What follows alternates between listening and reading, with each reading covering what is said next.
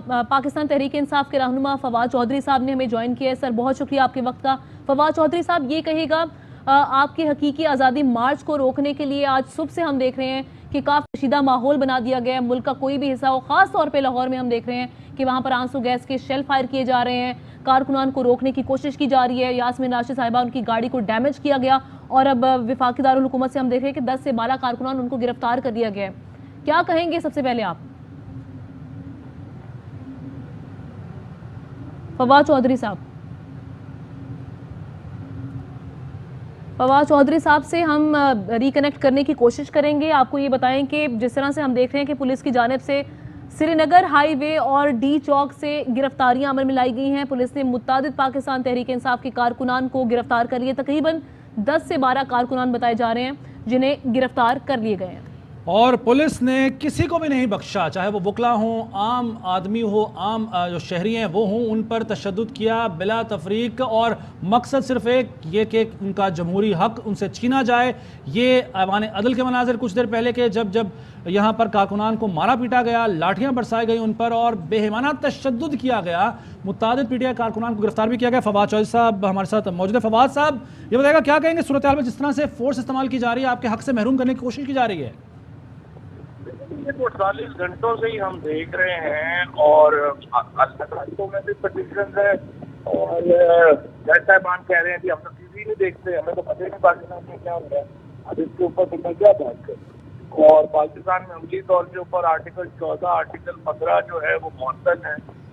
लोगों के ऊपर शेलिंग हो रही है, रात को खवातीन जो है उनको जो है वो हरासा किया गया है, फैमिलीज को उठाया गया है और पूरे जो सियासी कारकुन है इसमें सैकड़ों और हजारों की तादाद में जो सियासी कारकुन है वो हिरासत में है।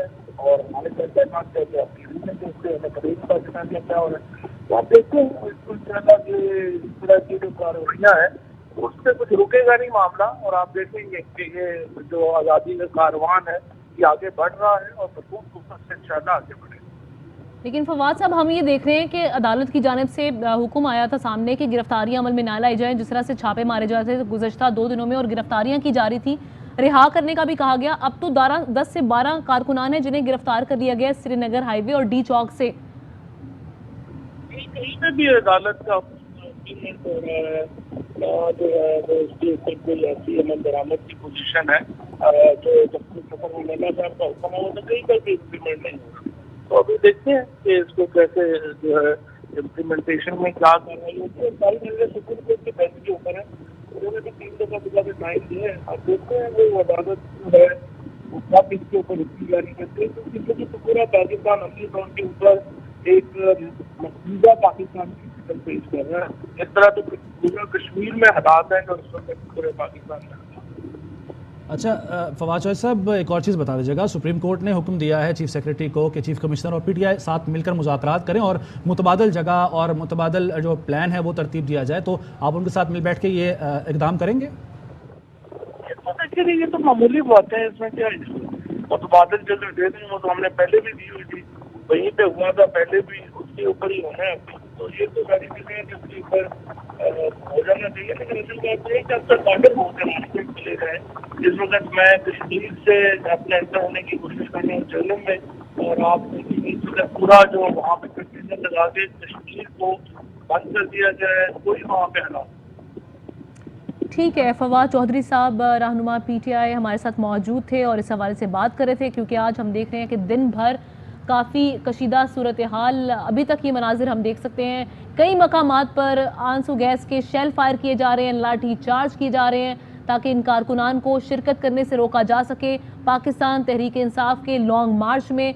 और काफ़िले जो हैं वो अपनी मंजिल की जानिब फिर भी इन तमाम तर मुश्किलात के बावजूद रवां दवा हैं। उनकी जानिब से तमाम रुकावटें हटाने की हर मुमकिना कोशिश की जा रही है।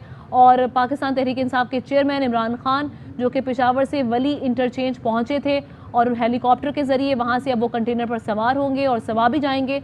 सवाबी पहला मकाम होगा जहां पर पाकिस्तान तहरीक इंसाफ के चेयरमैन इमरान खान खिताब करेंगे कारकुनान से। दूसरी जानिब ये मनाजिर आप देख सकते हैं जहाँ पर हमाद अजहर जो कि मोबिलाइज कर रहे हैं कारकुनान को और उनकी क़यादत में ये काफ़िला रवा दवा है।